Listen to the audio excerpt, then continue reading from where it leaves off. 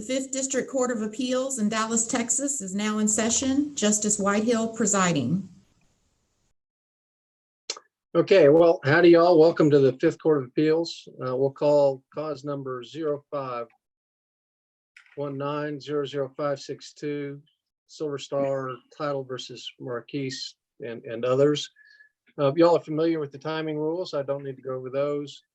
We've read the briefs. We've read the important parts of the record. We've looked at the important cases, so I think we're ready to go. I assume everybody's turned off things that might go off during the argument. So we understand that there's a couple of y'all that are going to split time on the appellant side. You are responsible for keeping track of your time and making that happen, not ours. Whenever y'all, all counsel are here ready to go, is that right? Yes, sir. Okay. Appellants, you may proceed. I just wanted to make one observation real quick because I'm only seeing 2 justices. I don't know if everybody is aware of that, but I just, before we got Are you in started, gallery view? I see everybody else. I'm just missing 1 justice. So Who are you missing? I see you, Justice Whitehill. I don't see Justice Osborne.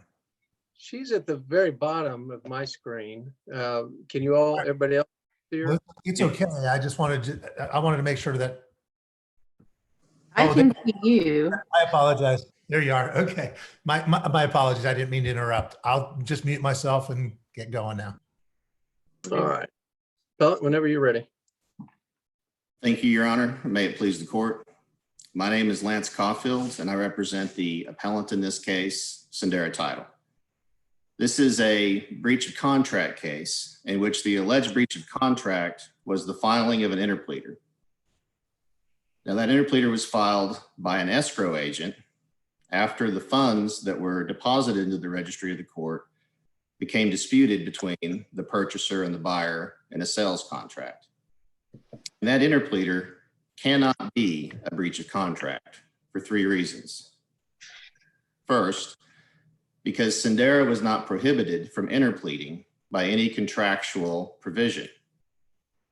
Second, because even if there had been a provision that required the withdrawal or return of funds, then interpleader would have fulfilled those contractual terms, or it would have resulted in a discharge of liability in regards to any breach of contract. And third, because even if there had been an actionable breach of contract, the damages are not supported in this case. And that's again for 2 reasons. First, because the first element of damages was based upon a theory of economic duress, and an interpleader cannot be the source of duress as a matter of law.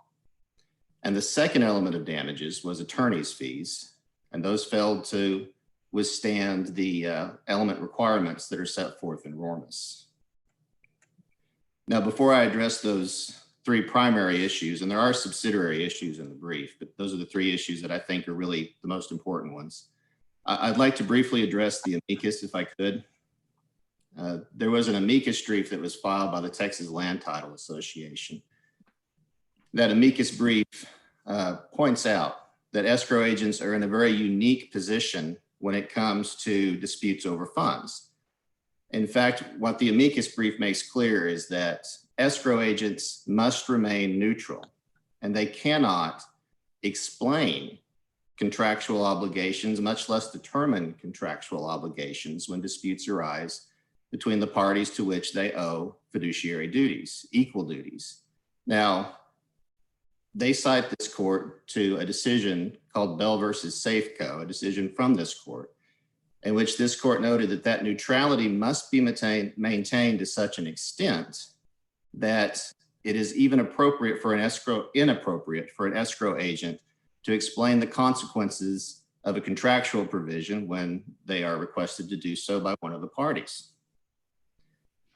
The amicus also points out that interpleader is essential to the function of escrow agents in Texas, because without free recourse to that remedy, there would be additional delay and cost in every closing.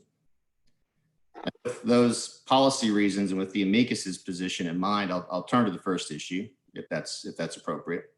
Then there's no questions. And that first issue deals with the breach. In this case, there was no breach because there was no duty to immediately turn over the funds upon demand.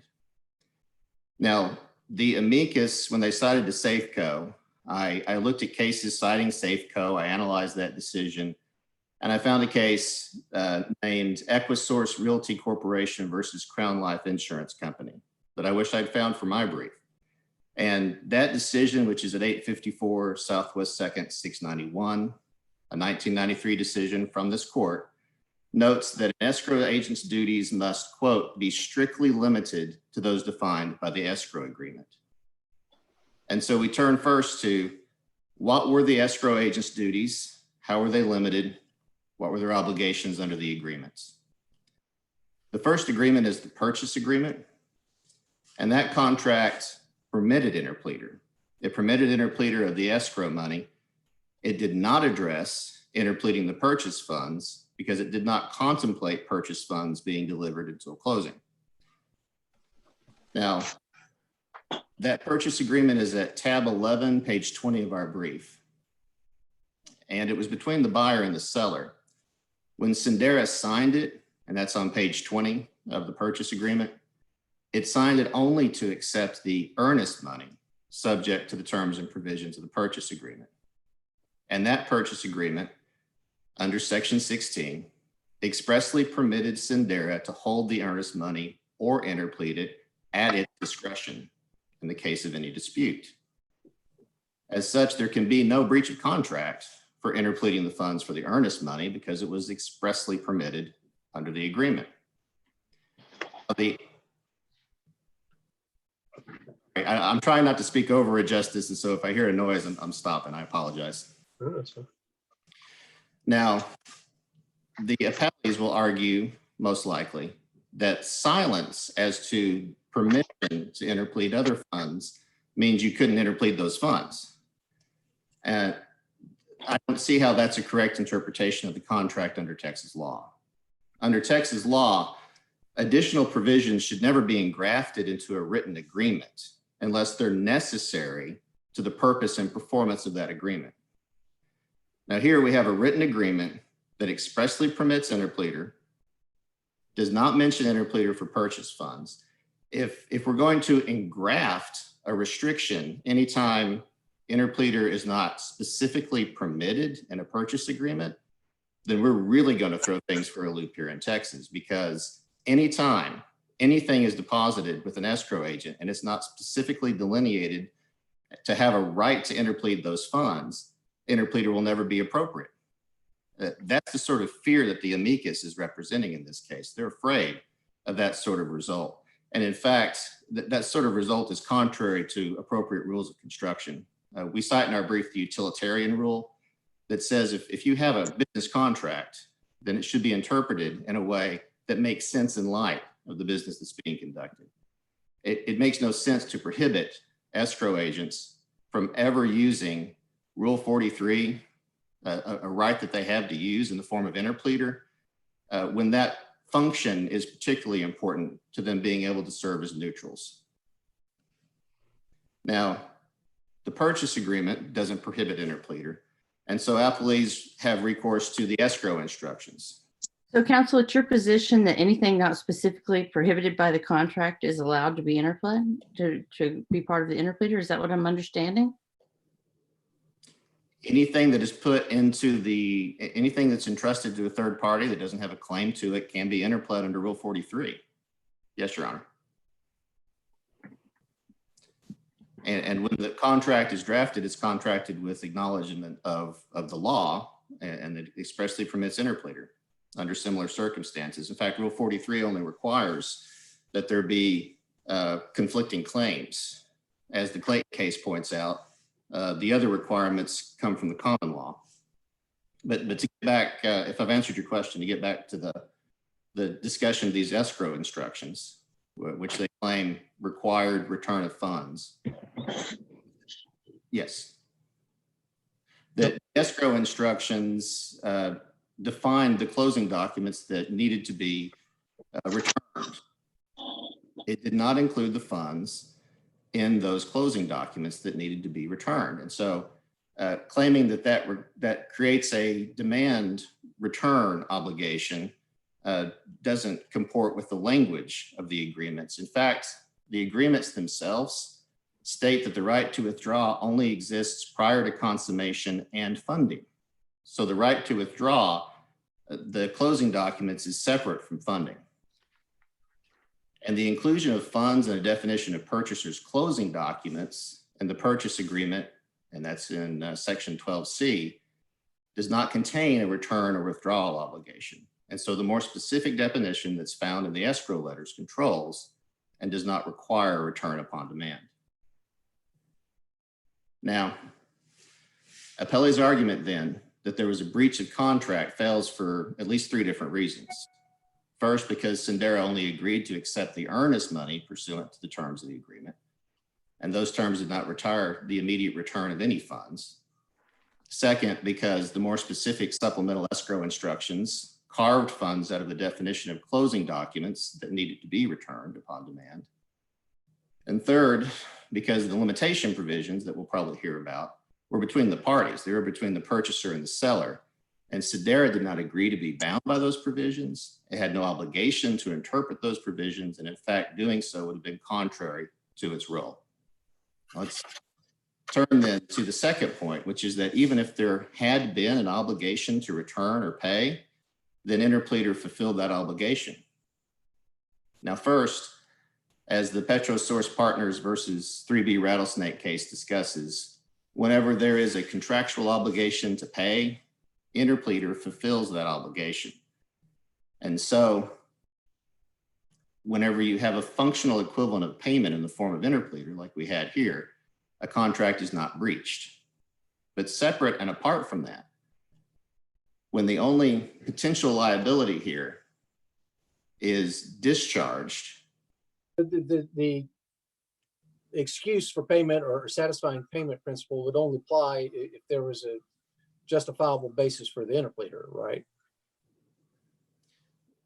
Well, Your Honor, that's a question that was brought up to the court a couple of times below. And the question was, when is interpleader appropriate? The Rule 43 only requires there be conflicting claims, but Martinez, this Texas Supreme Court decision that was cited, does say that the claims have to be reasonable. And so Mr. Corey at trial asked for a instruction that required that there be a determination of reasonableness. What was given was a requirement that the claims be bona fide. And as our brief discusses, that's not an appropriate requirement under the law. So that's probably a long-winded answer to your question, but the rule itself only requires conflicting claims. Texas Supreme Court says they only have to be reasonable, and all questions of reasonableness are determined in favor of the interpleading party. Okay, if the purchase money loaned from the bank, 11.1 million-ish, had to be returned, why is the $6 million that was funded by the buyer treated different? Well, Your Honor, if there's a dispute as to the funds, then it's proper to interplead them. In this case, and I can supplement with record citations if I need to, but it developed in the trial court that there had eventually been agreement that the funds from the bank could be returned. Both sides agreed that those funds could be returned. And so those Right. funds I understand that both sides agreed that the funds from the bank could be returned. I don't understand why there is controversy or disagreement about the $6 million being returned to the buyer. I don't understand where the authority for that came in under the contract or any of the documents where you're claiming it. as far as the seller making a claim to those funds. Right. And Your Honor, I wish I had the seller's attorney at trial telling us that. The problem is we had an interpleader action where that issue could have been raised, and it wasn't. There was an agreed order that was issued instead. And that agreed order disclaimed or waived any rights to the $250,000 in earnest money. by agreement of the parties, without the parties ever getting into the weeds of what is our claim, how do we resolve the dispute between the legal claims over who owns what. And so here we are in kind of a satellite piece of litigation where we don't have the parties who made the claim explaining the basis for their claim. I can speculate. And we talked about certain equitable issues that may have arisen since there was a development agreement that was assigned prior to closing and that eventually had to be unwound by a city council vote. That very well may have provided the reason why they said they were entitled to at least some portion of that fee. But The appellee say that, and your position is that you use the interpleader to protect the funds, to protect yourself in the midst of a dispute over those $6 million. And that was a dispute between the seller and the buyer that y'all were trying to stay out of in the interpleader action. Were the sellers named as a party in the initial interpleader action? yes, Your Honor. Interesting. I didn't see that, but okay, go ahead. I believe so. If I'm incorrect, I'll certainly let you know afterwards. But and I can actually pull that up very quickly because we have that order granting the interpleader. I think they intervened, but I could be wrong. They intervened. My point was, if the dispute is the use for the interpleader is to wash your hands of a dispute between the buyer and the seller, why wasn't the seller initially named? Well, Your Honor, I can't really answer that question. I wasn't counsel at the time, but I can say that when the parties agree to discharge under interpleader under Rule 43, that carries certain repercussions, and they did. But by the time the agreed order was entered, all the parties were present. Purchaser, seller, Sendera, all the parties were present, and those parties agreed to an order that discharged with a carve-out provision that tracked the language of the Clayton case that we talk in our brief. And so while I can't tell you exactly why it was initiated the way it was, I can tell you that the result of it was a discharge in interpleader. An agreed discharge of interpleader. And what does the carve out position language mean, if not to exclude these claims that the appellee has against Sendera Silver Star? What was that position for? What does it mean? Yeah, it needs to mean everything that it says. And it says first, it is a discharge under Rule 43. And then it says that discharge does not include in any matter whatsoever or prejudice or impair the rights or ability to file or assert claims or causes of action against Sendera in any way related to the interpleader, including but not limited to plaintiff's pre-interpleader conduct. And that's a mess of language, but as we interpret that language, we have to give effect first to that discharge, and then we have to determine what the language means. I do think the key to understanding that language is the Clayton case. The Clayton case says whenever there's a discharge under Rule 43, when there's an interpleader discharge, then there is a discharge of liability as to contract claims that relate to the interpleader, but that does not include independent claims or claims that arose prior to the interpleader. So if we interpret this order in a way that gives meaning to each section of the order, we have a discharge that has to have some meaning. And the discharge, according to the Clayton case and other authority, relates to contract actions that relate to the interpled funds, which would be the action that was brought here, but not to pre-interpleader conduct or independent conduct. I think they're tracking the Clayton language in the order, or trying to. And in doing so, what you have is a discharge of contract that's related directly to the interpleader, but not of pre-interpleader conduct. And in fact, at the trial court, that's why Sendera tried to split out the damages between the 3 days in which the funds were initially disputed and eventually interpled, so that those pre-interpleader conduct claims could be properly ascertained by the jury and damages could be assigned for that time. What would have been split out? I mean, you know, the damages of the 250, that seems to be the earnest money. What was in the record that they fall before and after the discharge? There was discussion of interests. There was, and I'm trying to recall from the record exactly what the discussion was. I think interest had been mentioned by the attorneys. I'm not sure there was ever a specific number given of interest during that time period as far as a breakdown goes. And that was Justice Mulberg's issue in part with the damages that he found to be insufficiently supported when it came to the breach of fiduciary duty claim. Because it wasn't really broken down that way. It could have been broken down had the charge been submitted in the closing. They could have come through and they could have pointed out something along those lines, but the charge was denied along those issues.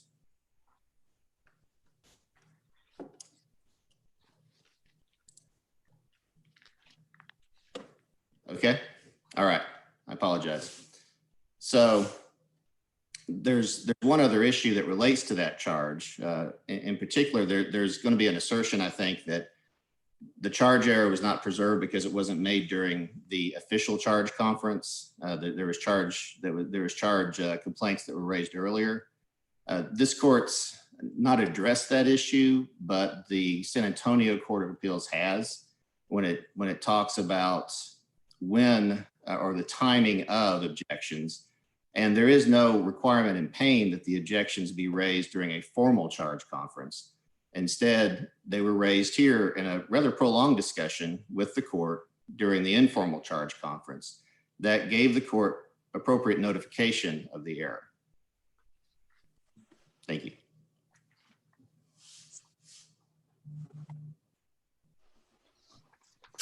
Is that it? Okay, great. Thanks. Appreciate it. Applebee's, whenever you're ready. Thank you. Can you hear me? We can. Yes, Okay, I'm unmuted. May it please the court and counsel, I'm Kenneth Chake and I represent the appellees. Before I make my arguments, I would like to answer a question asked by Justice Osborne, which is the party's positions in the interpleader action. When the interpleader action was commenced by the appellant, in this case, over in Fort Worth, they sued Marquis Acquisitions, Inc., who was an original party to the contract, but was not the buyer. The buyers were other parties to whom the contract purchase rights had been assigned. They also sued McGuire Partners, who was the seller. So the defendants in the case were not the buyers. They were the sellers. The intervenors were the appellants in this case. So that'll help you to understand the procedural posture of who was who in that interpleader case, which is important in terms of analyzing what the agreed judgment says and who it affected and in whom it reserved claims, including the claims in this case. Having said that, I take issue with counsel's initial point, which is that this is a breach of contract case involving a breach in the form of the filing of an interpleader action. That's not what the case is about. It's never been about that. And on the 5 or 7 occasions in the trial court, both during summary judgment proceedings, during the trial itself, and the several attempts post judgment to attack the claim, that argument was rejected by now Justices Mulberg and Justice Evans, both during their times as presiding judges in the trial court. The case was about the wrongful detention of more than the earnest money when there was a failure to close on an agreed closing date and a refusal to return the money on demand by the buyer who had delivered the money. And as Justice Osborne identified, some of that money was ultimately returned. That was the money that was delivered by a federally insured bank that had demanded the return of the money. And the remaining, the remainder of that money above the $250,000 in earnest money was $6 million of purchase price.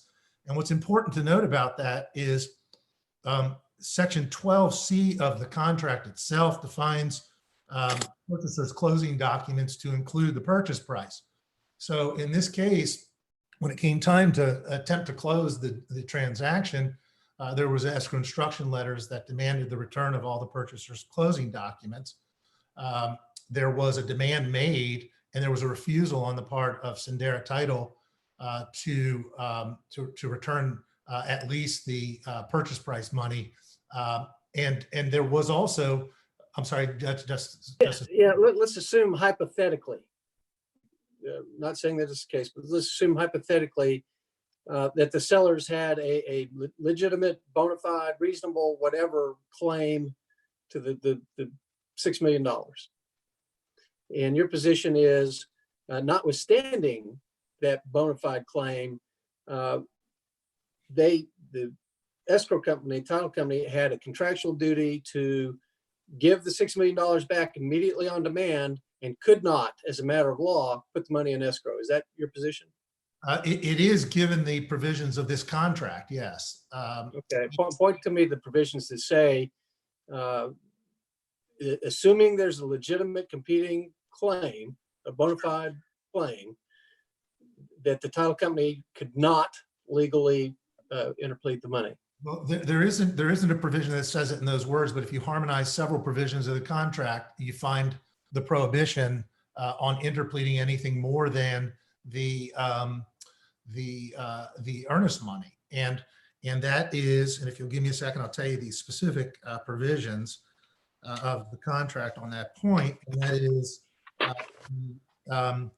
paragraph 13A2, which is an exclusivity of remedies provision in the event that there is a failure to close on the part of the purchaser, which limits the claim available to the earnest money and only the earnest money, and never damages. In fact, that provision says, in no event shall purchaser be liable to seller for any other damages.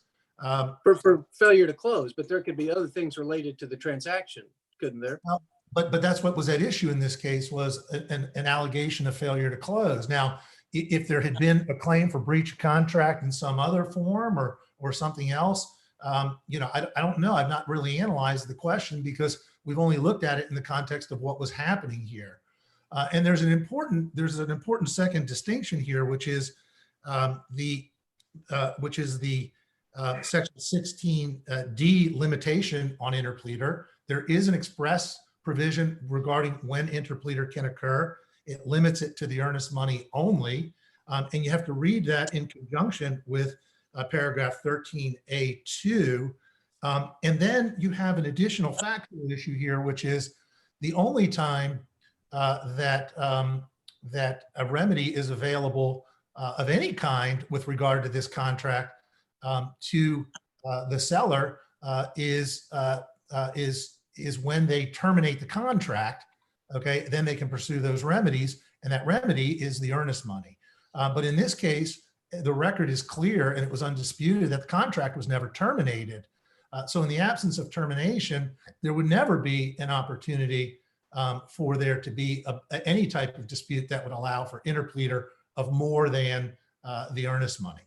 So really what we're dealing with in this case is two things. One, this is a case involving not only a breach of contract, but a found and determined breach of fiduciary duty. And nothing about the JNOV that had been granted previously rejected the breach of fiduciary finding in this case. In fact, the final judgment in this case accepted the verdict. And that's important because it goes to the question of what does section 16E of the contract mean? And section 16E allows the appellant title company to be held liable for any actions or omissions on its part taken or made in bad faith, in disregard of the contract, or negligently resulting from its mistake of law respecting the scope and nature of its duties. So this contract modifies the general law, as it might otherwise apply to the relationships of these parties. The contract allows for specific claims, and the agreed judgment in the interpleader action very specifically provided that these very claims were reserved, notwithstanding the occurrence of the interpleader.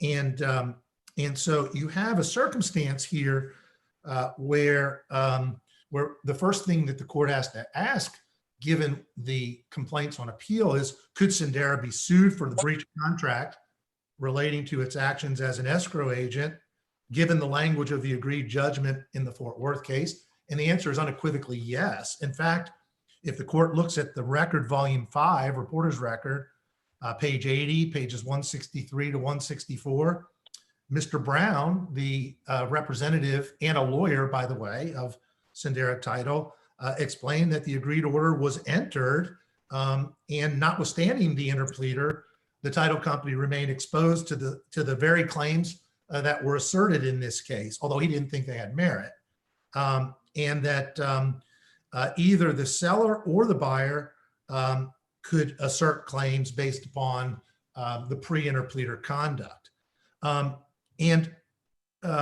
What's also interesting about the testimony of Mr. Brown, found at pages 80, 144, 163, and 164, that testimony proved that the interpleader was merely a further detention of the appellee's money, all of the money that had commenced while the funds were at Sendera.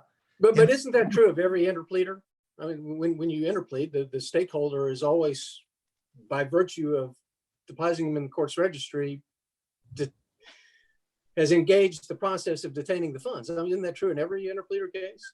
Yes, but if the initial detention was inappropriate, okay, then it's a continuation of the wrongful detention.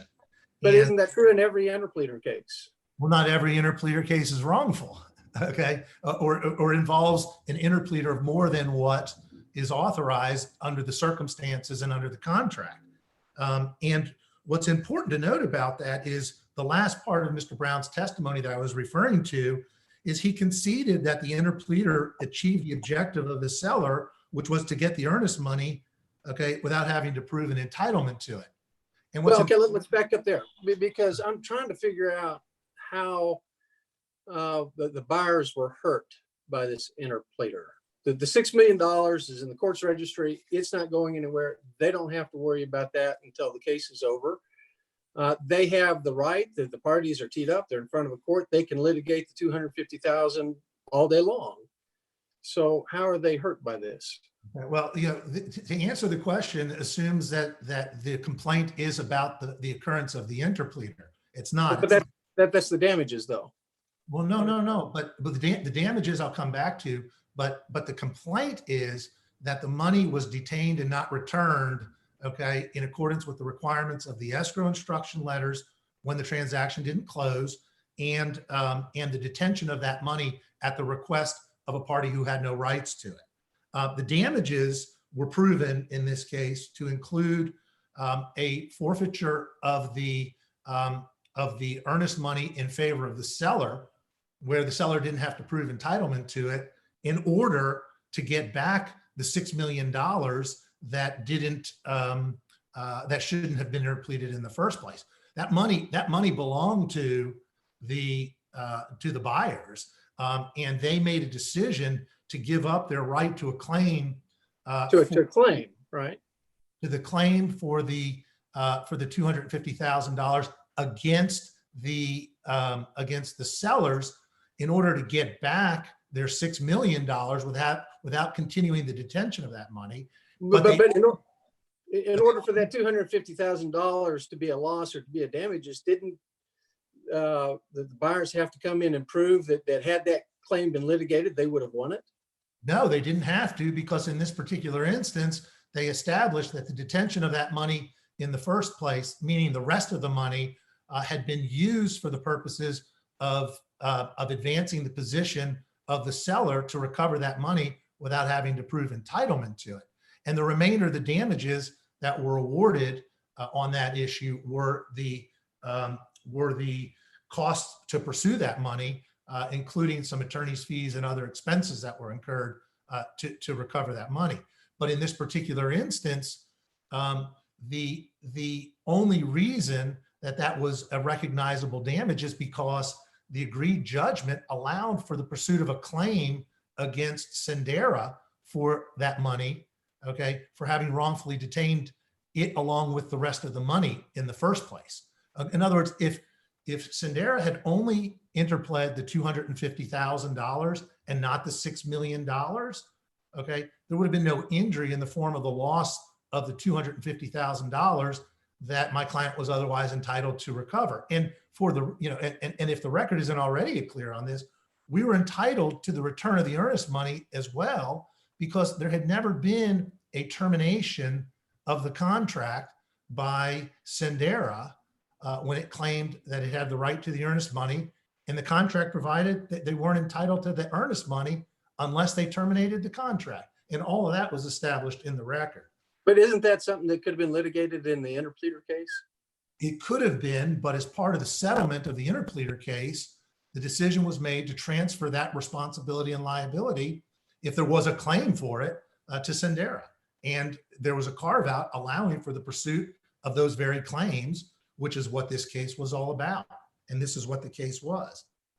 So moving along, the question then, after whether or not Sendera could be sued for this on a breach of contract basis, is was there evidence to support the answers to the questions that were properly presented to the jury? And I'll rely on our briefing with regard to where there was a lack of objection to the submissions by the trial court. But the trial court gave the first question, which was, did Sendera title fail to comply with its obligations under the contract of sale or the escrow agreement? And the jury found yes as to both. And the evidence in support of that includes, among other things, the fact that there was an admitted detainer of money other than the earnest money. And there is a clause in the contract that speaks to what could be interpled by this title company in this particular transaction. There was also an admitted failure by Mr. Brown in the title company to regard the provisions of the contract. And as Mr. Brown had acknowledged in his testimony, as we have cited it in our brief, he recognized not only that this contract imposed a duty and obligation upon his title company asking his escrow agent to give regard to the contract, but he had undertaken a responsibility to determine whether or not the claims to the funds in escrow were bona fide at all. When asked to identify how he regarded the contract in making the decision to detain all of the money, he couldn't answer the question. And so the jury, based upon that record, could easily have found that there was a failure to comply with the obligation undertaken by Sendera to give regard to all of these provisions of the contract, and in failing to give due regard to whether or not the claim to the $6 million was bona fide at all. And so under those conditions, and just based on those facts alone, the jury could have found a failure to comply with the obligations expressly undertaken. Let me ask you a question about the effect of the jury's answers to question number 3. Sure, please. As to the earnest money, the answer is yes. Right. Which I construed to mean that yeah, they thought that the title company acted in good faith regarding the earnest money. Is that right? In depositing just the earnest money, yes. Right. Okay. So that would negate question 1, at least as it applies to the earnest money, wouldn't it? It would, as to the. Right. So does that limit our scope really of debate to whether something inappropriate happened regarding the $6 million? Well, that was what the whole case was about, which is what was the effect of the wrongful detention of the $6 million, and whether or not that detention and refusal to return it, okay, as opposed to the $250, was actionable as a breach of contract. Okay, so I'm looking at Mr. Norman's letter on July 28th, and it says, we've got a claim to the money, title company, and if you don't look after it, we're going to sue you. All right. So to what extent did the title company, I mean, Mr. Norman's clients aren't strangers to this transaction. They're the other side of the transaction. So to what extent did the law require the title company to require briefs or statements, exhibits, deposition testimony, whatever, to decide whether interpleader was appropriate? No, they didn't have to require those things. All they had to do was review the contract. Okay. Well, but how do they know that there's not some sort of defense to that contract provision out there? It's not a question of whether or not they had to conclusively determine. All they had to determine was, is there a possibility under this contract that there could be a claim by the sellers to the $6 million? Well, how do they know that there aren't facts out there that they're not aware of that would give rise to a defense to that? But the duty that they undertook in this contract was to give regard to the contract. And there's two provisions that they needed to give regard to. One was what could be interpled, and the other was whether or not there was an exclusivity of remedies provision that said under no circumstances would the seller be entitled to recover anything other than the earnest money if they had a claim at all, and for failing to close. And secondly, okay, they would have to terminate. And finally, in this particular instance, in order to recover any of the purchase price at all, there would have to actually be a closing. And that's established in the contract. Well, there was a debate about whether the development rights had been assigned and whether they could get those back and what the effect of that was going to be. And all of that was unresolved at that point, wasn't there? Sure, all of that was unresolved at that point. But there was no claim, okay, that would have allowed for the recovery of those dollars, okay, because the contract specifically said that in the event of a failure to close, which is what this was all about, okay, the only thing you as the seller can do is terminate the contract and go after the earnest money. That's it, okay? There's no other circumstance under which you're entitled to anything more, okay? And so the question is what is the reasonable performance of the obligation that Brown testified to that the title company specifically undertook in this particular contract, which was determine whether or not there was a bona fide claim to the money before deciding to detain it, and then ultimately to extend that detainer through an interpleader action. But in any event, at the end of the day, okay, as Mr. Brown testified, we're over your time. Oh, I'm sorry. Okay. Not quite. Yeah, no problem. Oh, we are. I have any questions? Yeah. Yes, I have a question before we pass. Thank you, Justice Whitehill. For the appellee, isn't the recovery of the attorney's fees, because there were two damages that were awarded, the $249,000 in the earnest money, and then there were, I forget, was 60 something worth of damages. Aren't the recovery of those damages in the Tarrant County interpleader case effectively a fee shifting that requires reasonableness under Ramos? No, not at all. This was not. What's your best case that establishes that it's not fee shifting and that reasonableness under Ramos is not required? Well, it's a factual response.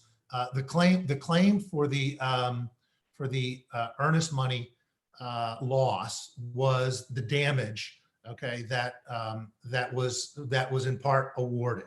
The rest of the money was costs and expenses, not for being a prevailing party in litigation, including the interpleader action, but rather that was what it cost expense-wise to actually get that money back. It was a damage incurred in order to get the $6 million back. So the Roros case doesn't apply because it's not a request for the recovery of attorney's fees. It's the request of damages incurred that happen to take the form in part of attorney's fees and other costs and expenses. I appreciate that's your position, but can you tell me if there's any evidence in the record of the Ramos factors? Basically, who did the work? What work did they do? When did they do it? For how long did they do it? And what was their rate? Was there any evidence of that regarding the costs to recover incurred in recovering funds? Was there any evidence of that in the Tarrant County interpleader case? In the Tarrant County interpleader case? Well, No. no, sorry. Was there any evidence of that in this case? My apologies. Yes, there was. I can't tell you the specific exhibit numbers, but the invoices from the attorneys whose fees were part of that cost incurred were introduced and were admitted into evidence without objection. And there was testimony from Mr. Hickok. And if you'll give me 1 second, I'll tell you where all that is. There is testimony from Mr. Hickok. And if you look at Reporter's Record, Volume 3, pages 105 to 111, 245 to 255, Plaintiff's Exhibits 25 through 27, those were the exhibits. All of that was admitted, and all of that was admitted without any objection. So there's evidence of every one of the elements that you just asked me about at those locations in the record. Okay. Thank you. Anything else? Colleagues? Great. I'm good, Bill. Thank you. We'll reset the timer. Mr. Caulfield, we'll give you a little bit of extra time to compensate there if needed. That's not to say it will be needed, but. Thank you, Your Honor. Just a few short points on rebuttal. The first question I'd like to address that the court asked was how were the buyers hurt? And that's really an issue that we need to address in this case. What are the damages here? And what damages can be properly alleged under the law? In this case, the first element of damages was the earnest money. Now, it was $249,000 because there was a $1,000 non-refundable deposit, but it was the earnest money. That's the earnest money that was waived in the order, the agreed order on interpleader. It's the earnest money that the jury said was properly and lawfully interpleaded. That's what supposedly was the subject of duress because of this detention. Well, I think the $6 million is what they're saying was the subject of the duress. Well, both. I mean, yes, it's the Your Honor. tool that they used to get the $250,000. That's what they allege. But what they're alleging their recovery should be is the earnest money that they waived the right to recover. And so there's a problem with awarding them that in damages. Now, there's another issue with that, and that is that this whole duress theory is improper under the law. The Supreme Court Weezer case says that there can be no duress when legal institutions are instituted. And that's because whenever you interplead those funds into the registry of the court, those funds are protected. That's why interpleader is generally taken to be a payment. The funds are protected. They're subject to all the due process and rules of civil procedure that are required to protect the parties in acquiring those funds. That cuts any causal link between that $6 million and any damage award that could have been given in this case. And it was a duress theory. That duress theory was mentioned in opening and closing and throughout this trial. Now, the other issue on damages is, well, then what are your attorney's fees? Well, they did include some attorney's fees affidavits. They did include some records.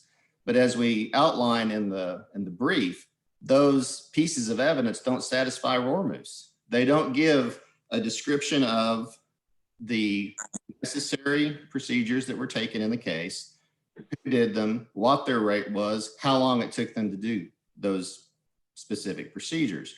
That's Mr. Caulfield, let me stop you right there. That's that's your position. And so on its face, we can analyze if we go down that route, we'll do the Rormus factors and all of that. But I wonder about your answer to what the appellee says, which is these were, I guess, contract-based costs and expenses, and they happen to take the form of the attorney fee. I think the response is that Rormus is pretty broad. If these are Chapter 38 damages, which they seem to be, is what he's alleging, then they still have to fulfill the requirements of Rormus because they're attorney's fees as damages. Now, the other issue that was raised here were several issues about the contract. How should the contract have been properly interpreted between the purchaser and the seller when it came to who was owed what money? Now, those are interesting questions as between the purchaser and the seller, but because this was an interpleader and because this detention of money that's alleged was for 3 days, while Sendera tried to get the parties to agree to some sort of resolution. And that 3 days was necessary to determine the interpleader, as Justice Whitehill was discussing. You have to retain the funds for a certain period of time before you interplead them. That's what the Supreme Court said in Martinez, that in fact, that's a salutary thing. You want people to retain the funds for a brief period of time and try to reach resolution. But that requirement that he's trying to impose, that we read and interpret the contract and only disperse funds in accordance with the contract, is contrary to the notion of an interpleader. The Petrosource case, Petrosource versus 3D Rattlesnake, has an in-depth analysis of this very issue, where there was a complex tax question involved.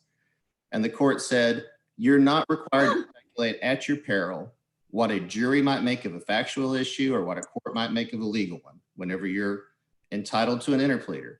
You're entitled to an interpleader when there are disputed claims to funds that are held within your possession. Here, there were disputed claims to those funds.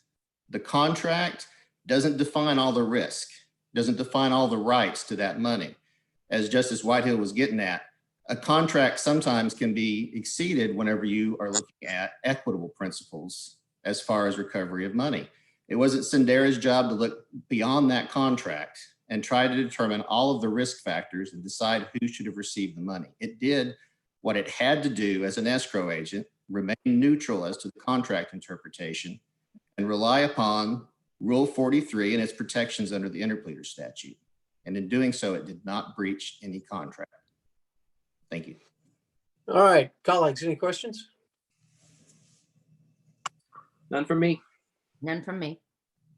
Okay, thank you all very much. Appreciate your time. I appreciate your fine briefs.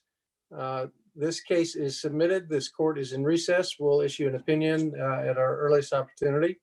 Appreciate y'all's time, and y'all take care. Thank you. Thank you for your arguments. Thank you.